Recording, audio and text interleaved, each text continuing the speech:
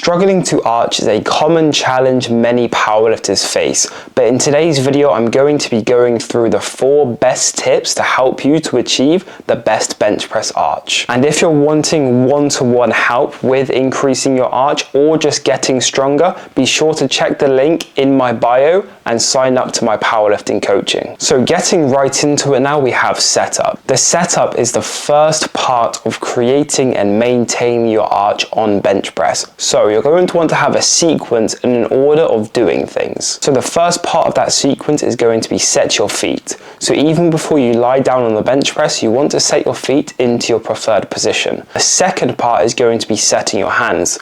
So once you lie down on the bench, you're going to set your hand into the preferred position, whether that's a wide grip, close grip, wherever you prefer. Now the third step and what you're going to do is you're going to lift your glutes off the bench and dig your traps into the bench. You're also going to push through the bar, so you're pushing yourself back into the bench to create that arch. And then you're going to unrack the bar to slowly bring your glutes down to the bench and have them touching but hovering, so you're able to maintain all that tension through your legs and your upper body. And now that you have the setups down, you're going to want to learn how to use leg drive correctly.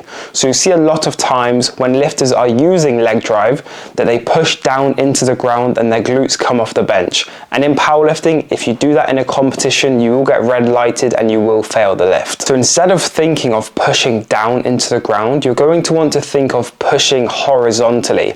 So like you're kicking your foot away as you're doing a leg extension. And this isn't just a thing that you're only going to do when the bar is coming up during the bench press. It starts during your setup and you only stop pushing through your legs once you re-rack that weight. Because if at any point, let's say you stop pushing through your legs once you finish your first rep, you will lose the tension in your legs and you will lose some of that arch. So just to recap, make sure you're kicking your feet away as if you were doing like a leg extension and trying to push yourself towards the rack the entire time and not pushing down into the ground. Now moving on to the third point, you're going to want to be using your upper body to help yourself to maintain and create that arch. So we already talked about how in the setup you're going to be digging your traps into the bench to allow yourself to create that arch.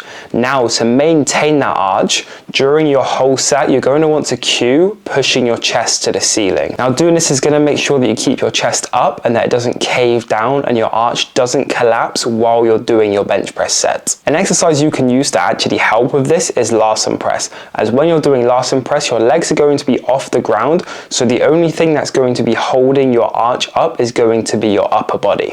And if you don't have correct upper body tension, your arch is going to collapse. So using the Larsen press variation is going to teach you how to correctly maintain your arch using your upper body. Now going on to the final point, number 4, we have what warm-ups you can do to actually help you increase your arch. So there's plenty of warm-ups you can do, but the main goal behind this warm-up is to increase flexibility in your spine, particularly going to be your upper back, because most of the time when people think about arching, they only think about arching through their lower back, but you actually want to be arching through your lower back and your upper back.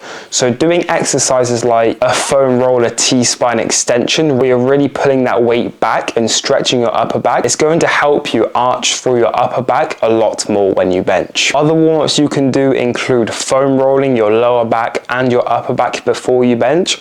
And something you can also try, which I've done with a bunch of my clients before, is placing a foam roller underneath your back between your upper and lower back, so you're able to arch around that foam roller to increase flexibility and get used to yourself being in that more of an arched position. If you guys found this video helpful and you want to see more videos like this, please leave a like and subscribe. And if you have any questions about anything I've gone over through today, please comment down below or DM me on Instagram at PowerPeak Coaching.